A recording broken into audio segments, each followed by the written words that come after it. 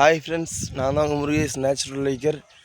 இன்றைக்கி நம்ம என்ன பார்க்க போகிறோன்னா, தோட்டத்தில் உள்ள ஒரு அரிய வகை மூலிகை, அதாவது நாயுருவி.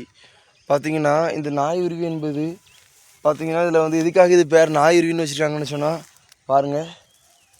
இதில் உள்ள இந்த முள் பார்த்திங்கன்னா வந்து பாருங்கள் தெரியும், போகும்போது மேலே பட்டுச்சுன்னு சொன்னால் அந்த முள் நம்மளை அப்படி உருவி உடம்பெல்லாம் அப்படி பட்டுரும். அதனால தான் இது பேர் நாயுருவின்னு வச்சுருக்காங்க.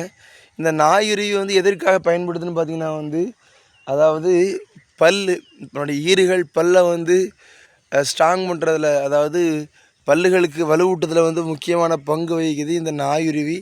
நாயுருவியுடைய அந்த தண்டை எடுத்து நீங்கள் பல் விளக்குனீங்கன்னு சொன்னால் பல் என்றைக்குமே வந்து ரொம்ப ஸ்ட்ராங்காக இருக்கும், உறுதித்தன்மையாக இருக்கும். இதனால் வந்து நீங்கள் புளிப்பான பொருளையோ இல்லைனா வந்து குளிர்ச்சியான பொருளையோ சாப்பிட்டீங்கன்னு சொன்னால் பற்களில் ஏற்படுற கூச்சம் இந்த மாதிரி பிரச்சனைகள்லாம் வந்து தீர்க்கக்கூடியது.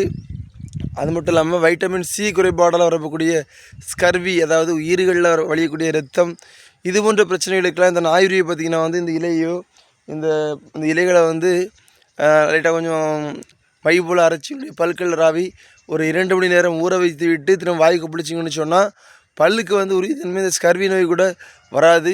வந்த பிறகு வர்றதுக்கு முன்னாடியே இதை கட்டுப்படுத்துறதுக்கான வகை தான் இது. முக்கியமாக பல் சம்மந்தமாக ஏதாவது நோய் இருந்துன்னு சொன்னால் இந்த நாயுருவி பாருங்கள். இதுதான் நாயுருவி, கிராமங்களில் அவைலபிளாக கிடைக்கக்கூடியது தான். பாருங்கள் இதனுடைய இலைகளை, அதாவது முள் மாதிரி இருக்கும், அதான் உடம்புல வந்து பட்டை அப்படி உருவி விடுற மாதிரி. அதனால தான் இது வந்து கிராமங்களில் இதனுடைய பேர் நாயுருவின்னு சொல்லுவாங்க.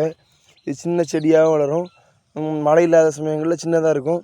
இப்போ வந்து மழை நேரங்கிறதுனால வந்து செழிப்பாக வளர்ந்துருக்கு. பாருங்கள் இதுதான் நாயுருவி, அதாவது காடுகளில் கிடைக்கக்கூடியது தான்.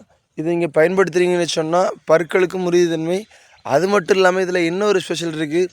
அதாவது குழந்தை பெற்ற பெண்கள் வந்து வயிற்றில் இருக்கக்கூடிய கசடுகள்லாம் நீக்கணும்னு சொன்னால் இந்த நாயுருவியை கஷாயம் வச்சு குடிக்கலாம், இல்லைனா நாயுருவியை பொடி பண்ணி சாப்பிட்லான்னு போட்டிருக்காங்க ஒரு புக்கில்.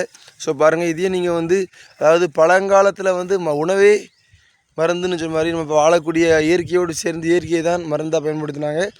அதாவது கர்ப்பவதியாகி குழந்தை பெற்ற பெண்களுக்கு வந்து வயிற்றில் இருக்கக்கூடிய இந்த கசடு தன்மைகள்லாம் வந்து நீங்கன்னா இந்த நாயுருவி இலையை கஷாயம் வச்சு குடித்தா போதுமா, அதில் வந்து நீங்கள்னு சொல்கிறாங்க. ஸோ நீங்களும் வந்து அதாவது ஹாஸ்பிட்டலுக்கு போகிறத விட இந்த மாதிரி இயற்கையான மருந்துகளை பயன்படுத்தினீங்கன்னா கண்டிப்பாக அது உடல் ஆரோக்கியத்தை, அதாவது நம்முடைய உள்ள ஆரோக்கியத்தையும் மேம்படுத்தும். ஏன்னா நம்ம வந்து எத்தனை கோடி கொடுத்தாலும் 1 மணி நேரத்தை வாங்க முடியாது. வாழ்க்கையில் சம்பாதிக்க முடியாத நேரம் மட்டுமே, எல்லாவற்றையும் சம்பாதித்து விடலாம்.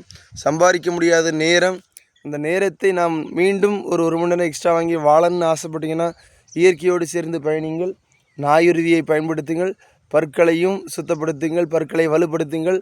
அது மட்டும் இல்லாமல் உங்களுடைய குழந்தை பேறு பெற்ற பெண்கள், அதாவது வயிற்று கசடுகளை எல்லாம் நீக்குவதற்கும் இதை பயன்படுத்துங்கள். சேனலை லைக் பண்ணுங்கள், சப்ஸ்கிரைப் பண்ணுங்கள், ஷேர் பண்ணுங்கள். நன்றி.